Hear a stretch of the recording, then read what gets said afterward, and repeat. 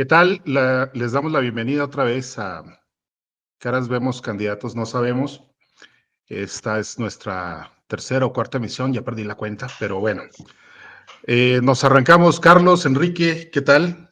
Saludos. ¿Qué tal? ¿Cómo están? Buen día, tarde, noche, como dices tú. ¿Quién sabe a qué hora nos están viendo u oyendo? ¿O en Bueno, qué año? En un futuro muy lejano. exactamente, ¿no? Como las estrellas que vemos y no sabemos si todas siguen vivas.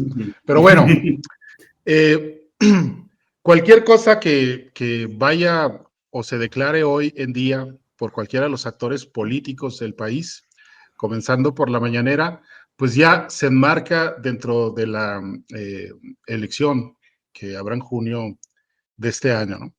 Y en ese sentido, no sé si tuvieron chance de ver la mañanera, pero se puso buena. Se puso buena porque el presidente tocó un par de temas que lo van a perseguir un buen rato, por lo menos uno de ellos, el resto de la contienda. Pero el otro, que es la filtración de los datos personales de los periodistas que acuden a la mañanera, eh, él lo que dijo temprano es que se trató de un hackeo y no de una filtración. Anunció que va a haber una investigación, habló de espionaje y este tipo de palabras muy fuertes cuando no se tiene una prueba o una evidencia, y señaló también a quien es la mente maestra detrás de cualquier acción que se emprenda contra este gobierno, que es Claudio X González, ¿no? Y bueno, ¿Cómo? la ¿Ya no es cartera. Calderón? No, siempre ha sido, si no es Carlos Salinas, es Claudio X, ¿no?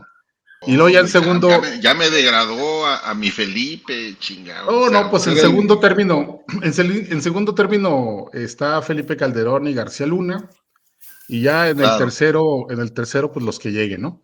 Pero bueno, eh, hablando de este tema, me parece algo muy delicado, porque pues el que se vea tu imagen, el que se te identifique como periodista, el que tengan tus datos, tu CURP, tu domicilio particular, en un contexto en el que la violencia eh, contra periodistas y en términos generales es crítica, eh, eh, bueno, pues sí me parece una tarea delicada, ¿no? Y lo que hace el presidente esta mañana, más allá de las acusaciones, es que dice que pues pondrá o abrirá una conversación con la gente del mecanismo a través de la Secretaría de Gobernación para que pues se improvisen ahí algún tipo de protocolo de seguridad para quien así lo desee, cuando pues de todos es sabido que pues ese organismo no funciona. No hay nada que garantice la seguridad, la integridad física del periodista en México. Y pues ustedes, ¿cómo la ven? Digo, finalmente él habla como esto como una parte del bombardeo que se va a inscribir en el contexto de las campañas electorales, y se cura en salud porque dice, pues van a venir nuevas ofensivas, ¿no? Bueno, mira, fíjate que curiosamente, ahorita que hicimos pausa para almorzar, me entero, estaba escuchando un programa que oigo habitualmente y mencionaron, sin que viniera mucho al caso, pero que el día 28, es decir, este fin de semana, se conmemoró el Día Internacional para la Protección de los Datos Personales. Entonces, solo como apunte irónico, porque pues es la segunda filtración o hackeo de datos más importante que ocurre en el presente sexenio. El anterior fue el de Guacamaya Leaks, y ahora esta base de datos de periodistas que es tan delicada y tan sensible, como dices, en un país en el que, bueno, es el país que no está en guerra en el mundo, en el que es más peligroso ejercer el periodismo.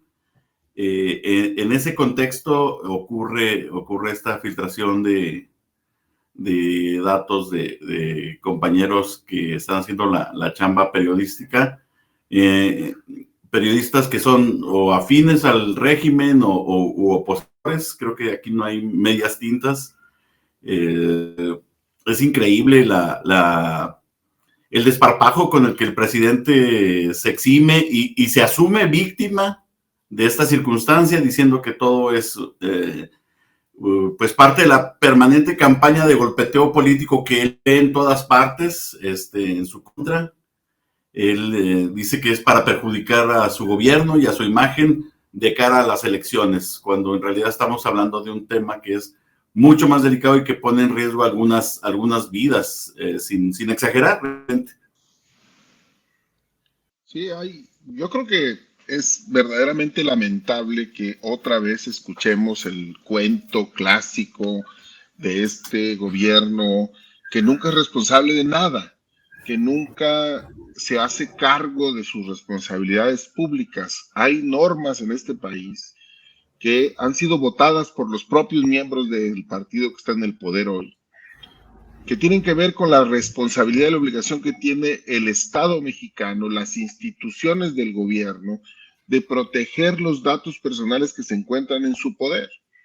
Y esta filtración o este hackeo o este descuido o este acto de corrupción que implicó que alguien con malsanas intenciones pusiera en circulación esta base de datos, lo que implica es que el gobierno no es capaz de hacerse cargo de sus responsabilidades. El gobierno le pone reglas a los periodistas para que vayan a la maldita conferencia mañanera. Y entre ellas les exige no solo que acrediten ser miembros de algún medio de comunicación, sino que entreguen una identificación oficial, que puede ser el pasaporte, la cédula profesional, la credencial para votar, para poder expedirles la acreditación. El gobierno, yo supongo, el gobierno de la República lo hace porque considera que es necesario, por una cuestión de seguridad, que pues no cualquiera pueda entrar hasta donde se encuentra el presidente de la República.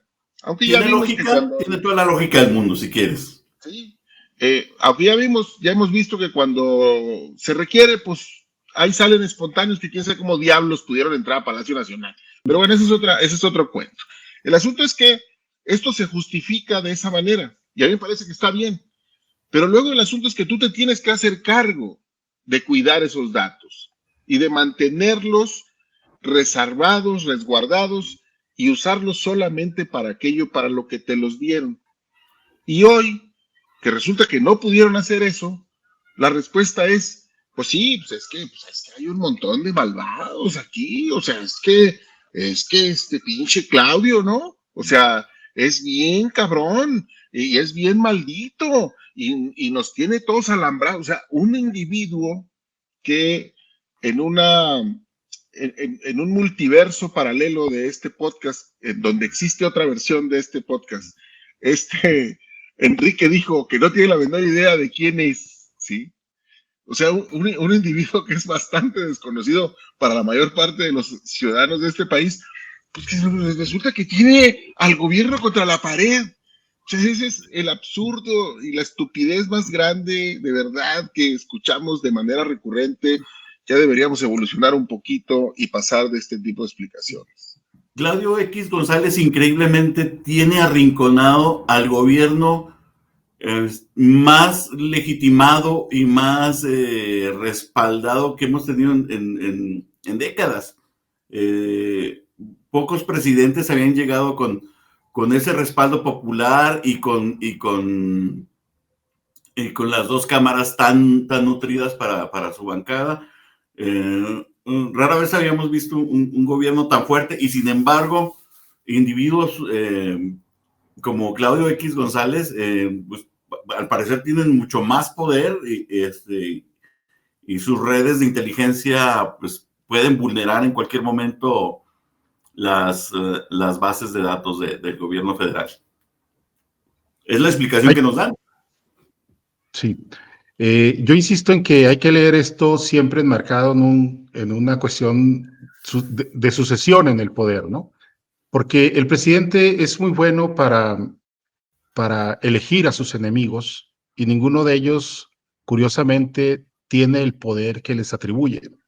Digo, sus enemigos van desde Claudio X González hasta Chumel Torres.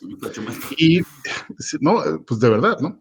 Y rara vez alude a los verdaderos hombres del poder en México, que son los que pudieran crear una desestabilización, pero pues ahí no se mete, ¿no? Esto es siempre enmarcado en esta idea de polarizar al país, del fuera máscaras, de allá los fifís, acá los otros, allá los neoliberales, acá los seguidores propios, y hasta ahorita le ha dado resultado, pero el tema aquí es que yo no sé si recuerdan cuando lo de Guacamaya, él señaló, apuntó hacia el Pentágono, por ejemplo, ¿sí? Cuando yo sigo pensando hasta hoy que fue una filtración dentro del propio ejército. Y en este caso, que no sería la primera vez que se filtran datos sensibles de este gobierno, pues me parece también algo tramposo el hecho de que hable de un hackeo, de que señale a un personaje en concreto, sin aportar evidencia, apenas anunciando que habrá una investigación que habrá que ver si se lleva a cabo o no. Pero todo esto, vuelvo al punto, que pone en una situación vulnerable a periodistas, ¿no? Ya sea por un fanático de un lado o del otro, ya sea por cualquier acto o atentado a la integridad física de cualesquiera de ellos. Me parece muy grave lo que ha sucedido y también una salida hasta cierto punto simplona que ha dado el presidente esta mañana, ¿no? Y de ahí, en esta misma conferencia, eh, aparece Jorge Ramos, que es ese otro cuate periodista que le gusta mucho hacerle al farol, pero siempre que va a una mañanera, pues da nota, ¿no? Y esta vez volvió con el tema que digo, no va a dejar a este presidente ni a este gobierno y posiblemente al que viene tampoco, que es el tema de la seguridad. Y como ha hecho en el pasado, pues llevó otra vez datos institucionales, oficiales, que dan cuenta de la cantidad de asesinatos cometidos en el 2023, ¿no? Sobrepasan los 30,000. Es por mucho el año con más registro, digo, el sexenio con más registro de los anteriores dos.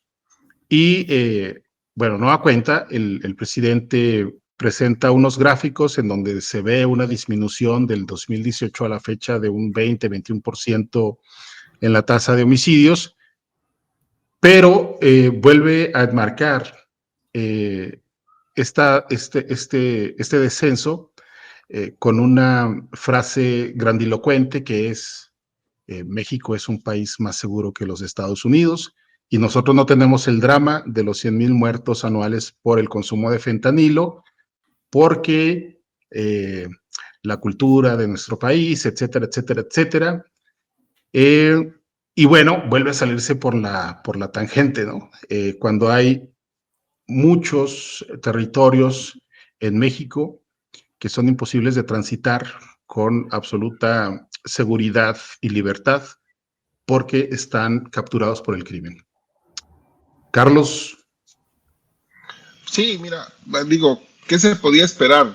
Como dice Enrique, de repente, para sorpresa de nadie, el presidente se sale otra vez por el acotamiento de la carretera, vuelve a sacar sus cifras convenientemente planteadas, y entonces este es el país donde los abrazos y no balazos, pues jalan mejor que en cualquier otra parte.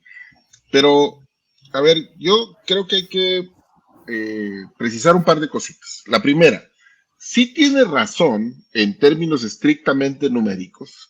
Estoy viendo aquí esta compilación de datos que hace esta organización T-Research, En 2018 llegamos a un promedio de 101 muertos por día en México, 101 asesinatos. Y luego bajó en 2019 a 100, volvió a subir en 2020, por cierto, a 101, y luego ha tenido una caída consistente hasta llegar a un promedio de 78 el año pasado.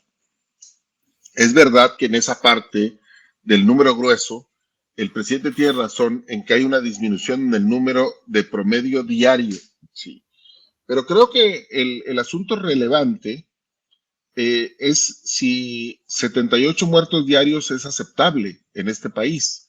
Pero más allá de eso, algo que tú ya apuntabas hace un momento, Nacho, que es el hecho de que en este país hay un montón de áreas, un montón de lugares, un montón de zonas de riesgo en las cuales uno no se puede mover libremente porque son territorio de las organizaciones criminales que no solamente son las que trafican drogas.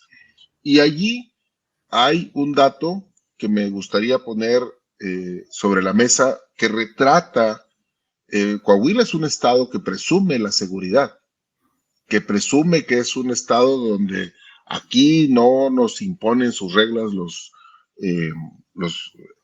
malosos, pero hace unos meses el fiscal general de Coahuila, el señor Márquez, salió a decirnos que, pues si no era estrictamente necesario, mejor no saliéramos por carretera de la entidad, ni hacia Zacatecas, ni hacia Durango, ni hacia Chihuahua, ni hacia Nuevo León, ni hacia San Luis Potosí, porque pues era peligroso.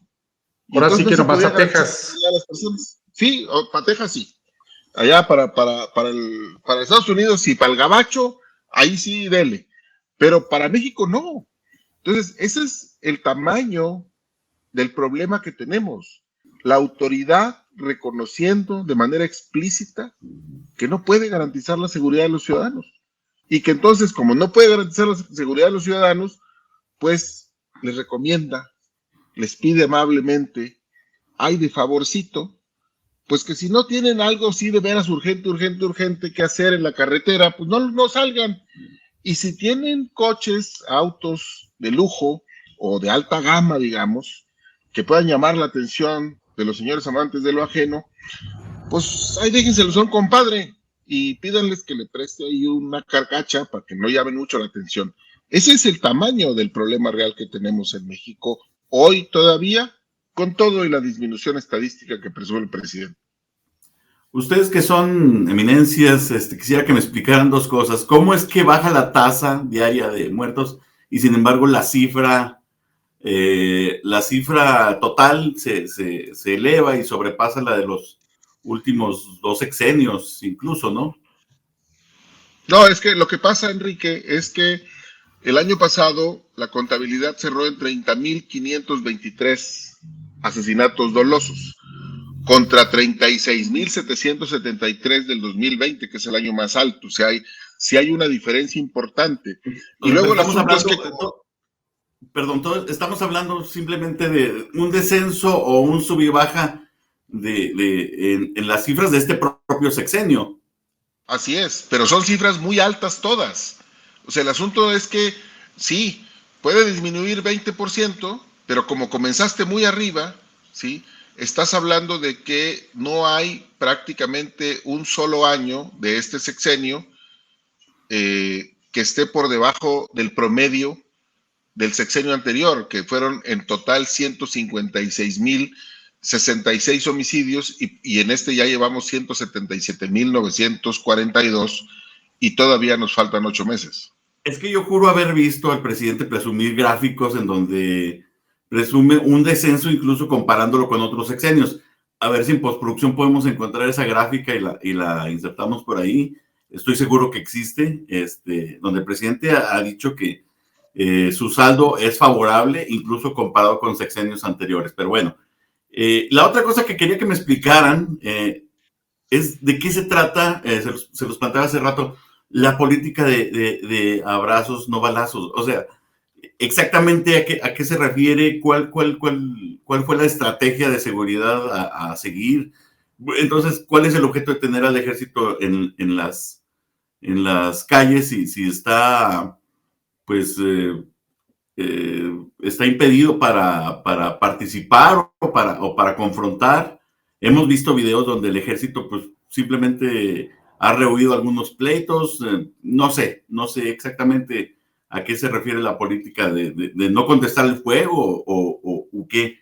¿Alguien tiene algo al respecto? Se los pregunto de muy buena fe, Y la verdad. no, bueno, el abrazos no balazos me parece que se ha choteado demasiado, Se choteó ya en la porque retórica, sí. sí, sí, sí, sí, incluso entre los críticos de la estrategia presidencial.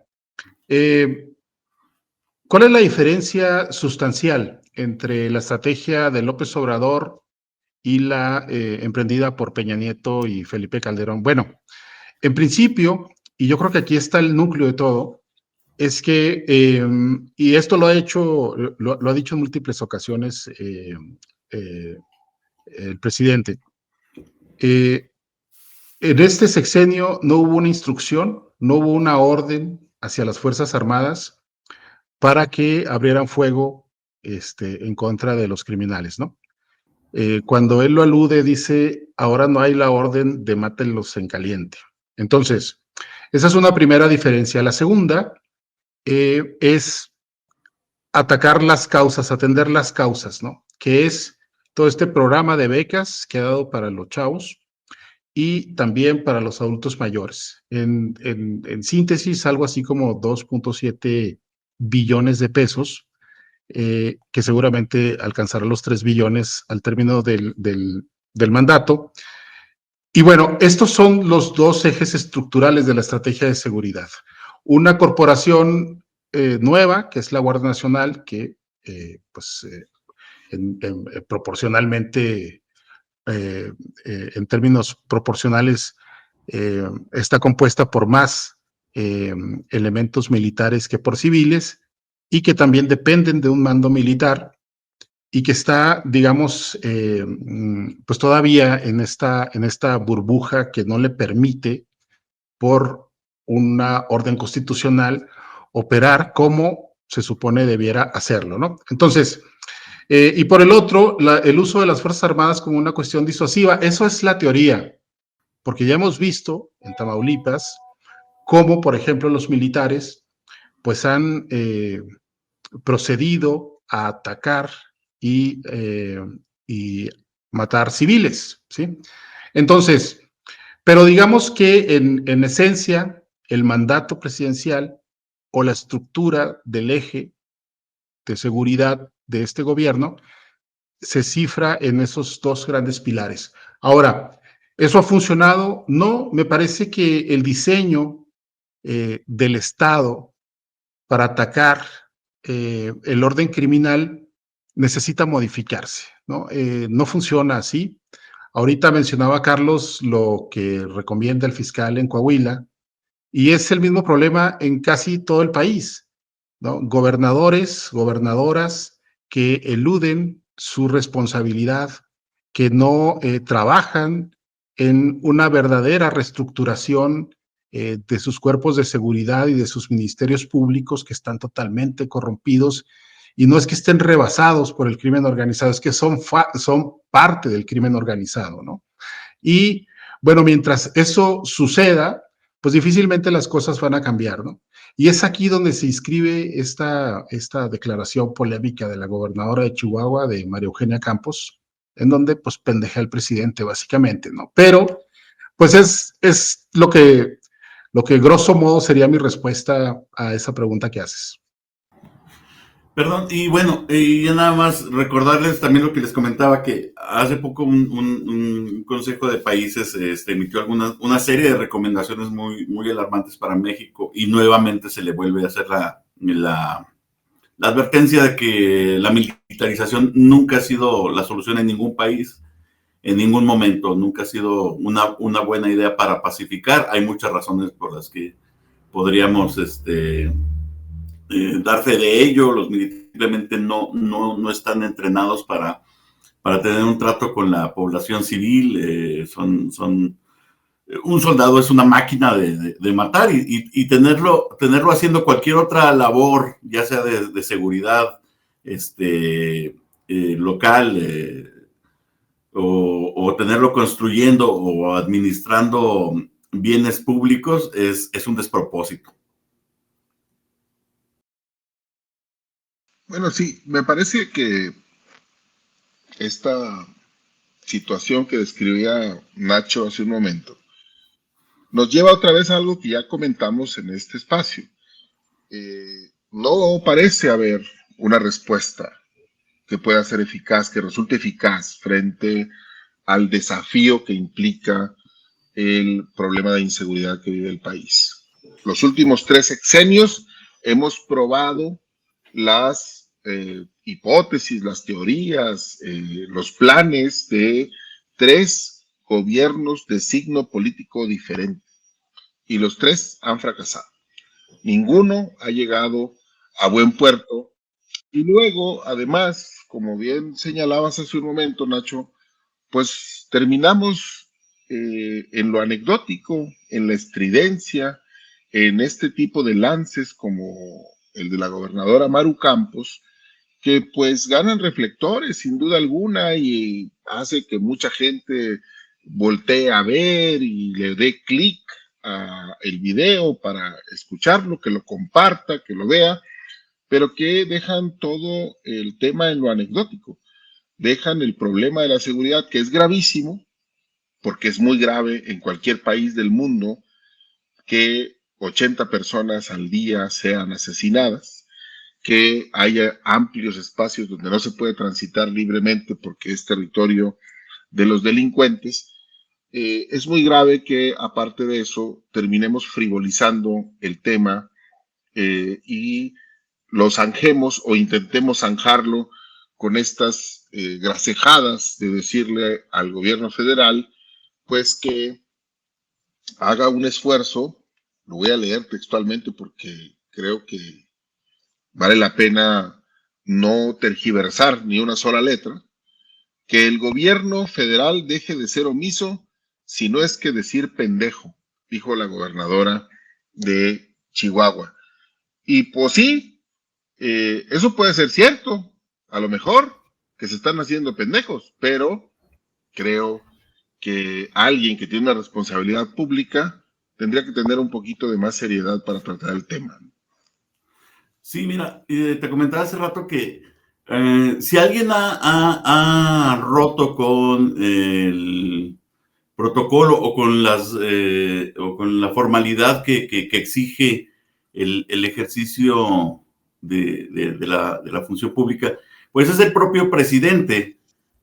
Todos los días, desde que asumió el poder, ha seguido en esa misma tónica confrontativa y dicharachera y poniéndole motes a la gente y denostándolos por grupos o por castas y que los fifís y que si el comandante Borolas y que si, no sé, siempre ha sido muy respetuoso para los que él considera sus adversarios, sus enemigos o como les quiera llamar, en cada momento. En cambio, para los aliados siempre tiene una palabra amable. Pero bueno, independientemente de eso, aunque la gobernadora se ponga al tú por tú, no es un acto valiente, es de hecho ponerse a ese mismo nivel muy conscientemente de que la palabra iba a dar la nota y la iba a poner en el candelero y la iba a poner como entrona, como echada para adelante, como protagonista, pero también y ayudándole a la vez a evadir también al presidente el tema. Entonces fue una salida tanto para la gobernadora como para el propio presidente. No sé si comparten mi opinión. Pues miren, ahora sí que como juarense y oriundo de Chihuahua, me veo un poco como obligado a hacer una pequeña radiografía de lo que ha sido institucionalmente el combate de la delincuencia, la violencia en ese estado, ¿no? Más allá del infortunio con el que se conduce la gobernadora, que se puede festejar o no, depende de qué lado de la luna se encuentre el electorado, pero lo cierto es que, pues digo, se le cayó un pedazo de lengua a Maru Campos, ¿no? Sí. Ella sabe perfectamente, digo, porque no es una novata ni una improvisada en la política, ya fue alcaldesa de Chihuahua, ha estado toda su vida adulta metida en el tema partidista, político, lo mismo que el fiscal, que es su brazo derecho, César Jáuregui, y bueno, ellos saben, conocen bien cuál es el entramado criminal en Chihuahua, saben quién es quién, cómo se opera, pero sobre todo saben quiénes son los funcionarios corruptos y los agentes, los elementos policiales que forman parte de ese maridaje criminal. Entonces, cuando hay más de la mitad del estado que es intransitable de noche, porque justamente están estos grupos armados civiles bloqueando carreteras, supervisando quién pasa, haciendo lo que quieren, disponiendo del territorio, cuando le corresponde en principio a esa autoridad local hacer o hacer valer un principio de seguridad, de buscar una coordinación con las estructuras federales, pues eso no existe, ¿no? Y bueno, con esto no estoy haciendo tampoco una defensa del gobierno federal, pero pues digo, no se puede criticar cuando se está tan metido en un sistema tan complejo y tan rotundamente corrompido como es el que ha existido en Chihuahua en los últimos 40 años, ni siquiera estamos hablando de ahora, ¿no? Entonces, me parece que más que equivocarse, pues se muerde la lengua la gobernadora. En efecto, sí, yo creo que sí, el sistema de seguridad de los estados se ha venido descomponiendo también a lo largo de los sexenios. Creo que hay un problema de corrupción a todos los niveles que el gobierno federal debió haber encontrado otro mecanismo para sanear, pero no creo que el haber centralizado toda la seguridad pública del país en una Guardia Nacional haya sido una garantía. De hecho, la Guardia Nacional todavía ni siquiera está completamente configurada. Se supone que todavía se le tienen que dar más facultades al ejército para que la Guardia Nacional esté funcionando como AMLO desea que funcione. Creo que lo que hubiera sido pertinente sería coordinar mejor a las autoridades locales, a las policías locales y fortalecerlas con todo ese presupuesto ilimitado que se le está dando a las Fuerzas Armadas. Esa en mi perspectiva hubiera sido la manera de tratar de empezar a sanear la seguridad pública. Pues sí, pero llegamos otra vez, insisto, al final de otro sexenio, con otra fórmula, que en realidad otra versión de la misma fórmula, que es la misma, ¿sí? Y sin el resultado que se esperaba. Eso creo que no nos puede llevar a la conclusión de que entonces no hay solución. Creo que nos debe llevar... Perdóname, pero ¿cómo dice el dicho que un síntoma de la locura es hacer lo mismo y esperar resultados distintos? Sí, claro. O sea, este es una película que ya vimos, pero la volvemos a poner para ver si termina diferente, ¿no? En esta, el Titanic no se va a hundir. Pues no, pues la película trata de que el Titanic se hunde y hay una escena donde el Titanic choca contra un témpano y se hunde. Entonces, no se trata de perseverar, ¿no? Creo que lo que ha hecho falta hasta ahora es un diagnóstico más adecuado respecto de cuál es el andamiaje institucional que no tenemos en México. ¿Cuáles son las salvaguardas que requieren las instituciones del Estado mexicano para garantizar un cierto grado de impermeabilidad ante la presencia de la delincuencia organizada o no? Porque luego también,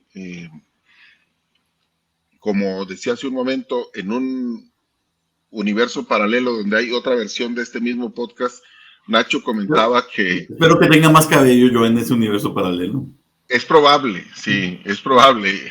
No, y no solo más cabello, sino menos de otras cosas.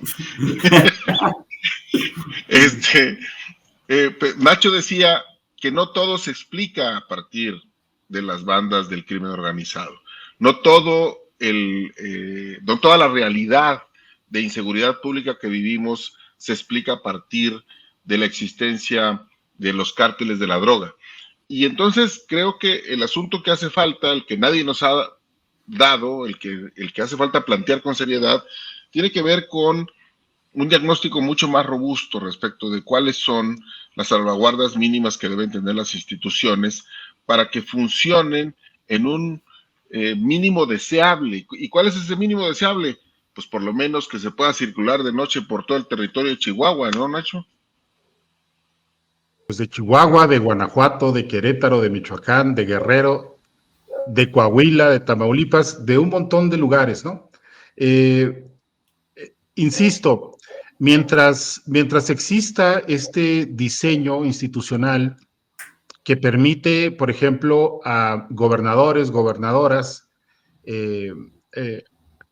sacarle la vuelta al tema de la criminalidad y de la violencia bajo el argumento de que eso depende del gobierno federal, y mientras el gobierno federal no logre un pacto de Estado, una estructura de Estado, con instituciones que tengan facultades plenas, operativas y de investigación, pues difícilmente se van a modificar las cosas, por más que se diseñen becas y estas agendas de tipo social que aplaudo a este gobierno, pero no bastan, ¿sí?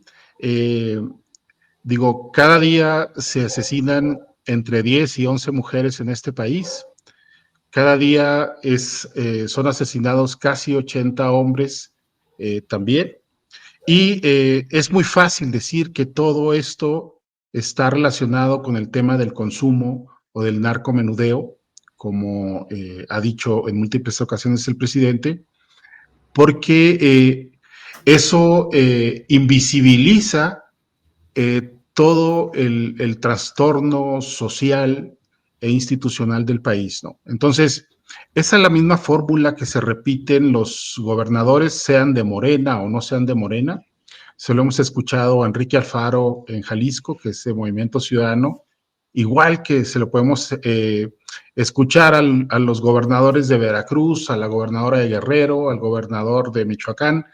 En fin, hay una salida fácil, discursiva, de cada uno de estos mandatarios, y a final de cuentas, quienes están padeciendo de manera cotidiana esa podredumbre institucional, ese falso discurso o esa ponderación de lo bueno invisibilizando lo malo, pues son los ciudadanos de a pie.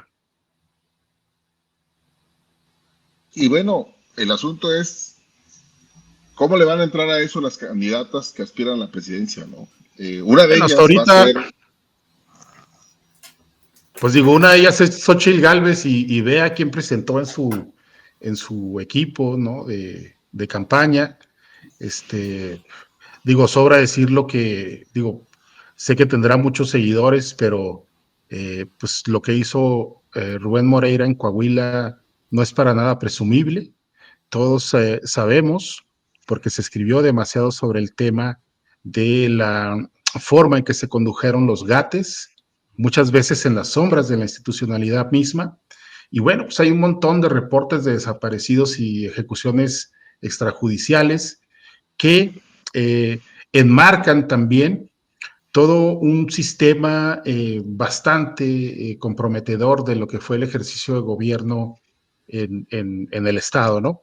Pero, bueno, con eso, o con otro tipo como Javier García Cabeza de Vaca, o con un diseño que marca la ruta a seguir o la guía de la ruta a seguir, que lo hace José Ángel Gurría, uno de los padres del neoliberalismo, de este modelo de economía que destrozó al país, pues difícilmente se pueden esperar resultados alentadores por parte de la candidata Xóchitl Gálvez, ¿no? Que por lo demás, pues me parece que anda en un extravío intelectual y que no tiene la estatura política para conducir ni siquiera un estado del país, mucho menos a la república entera, ¿no? Y del otro lado, pues bueno, Claudia Sheinbaum no es el momento en que comiencen a hablar a detalle sobre sus propuestas, pero es muy fácil anticipar que ella se va a sostener sobre la misma línea discursiva y de acción del actual presidente. Y bueno, pues aquí nada más cabría ver cómo el equipo que rodea su campaña define rutas mucho más claras y más, digamos, innovadoras para resolver este complejo mundo criminal que nos agobia, ¿no? Pero pues hay que ver. Creo que ninguna de las dos va a entrarle con seriedad al tema de la seguridad, a exponer las causas y cuáles serían unas posibles líneas de acción para abatir el problema, porque pues ambas candidatas se darían sendos balazos en sus pies y van a preferir, una vez que estemos ya en campaña, pues por la descalificación del equipo contrario. Eso es bastante previsible. Unos van a señalar el desastre que fue en el pasado y otros van a señalar el desastre presente, el desastre actual. Es nomás una película también ya vista. Claro, yo nada más para no terminar este podcast recomendándole a nuestro auditorio que vaya por Prozac a la farmacia de su confianza. Yo lo que diría es que sí, así es. Lo que necesitamos es una respuesta adecuada al problema y tendríamos que empezar entonces los ciudadanos a descubrir por dónde está la punta de la madeja para empujar en esa dirección, porque ya tenemos demasiados años con diagnósticos del problema y padeciendo un problema cada vez peor. Pues es que ahí están muchos indicadores internacionales, pero digo, el gobierno siempre los va a negar porque dice que tiene enemigos hasta en el extranjero, o sea, hasta naciones extranjeras son enemigas de este régimen. Entonces, está cabrón, si estamos cerrados al diálogo y no reconocemos un problema, nunca lo vamos a poder empezar a resolver. Bueno, sin duda van a ser temas que vamos a tratar más de una vez en este espacio, pues porque son los temas que más apremian a la sociedad mexicana y sin duda van a estar presentes en cada discurso de campaña de aquí en lo sucesivo y también en cada mañanera hasta que sean las mañaneras, ¿no? Hasta pues nos despedimos, exactamente, nos despedimos con esto, nos vemos la próxima semana. Enrique Carlos. Ahora sí con Coguanin. Con Coguanin y un extraterrestre en el Congreso de la Unión. Así sea. Buen día. Saludos, caballeros.